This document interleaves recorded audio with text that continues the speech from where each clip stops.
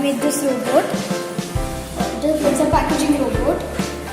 So this is the program for it. In the starting, this starts the program. Then in this whatever loop will happen, it will continuously work in a series until we stop it. Then the motor 1 is the first motor over here is M1. This is the first motor, and this is the second motor.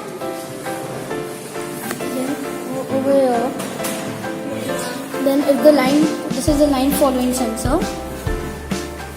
This is the line following sensor. If it detects black, then the motor will stop.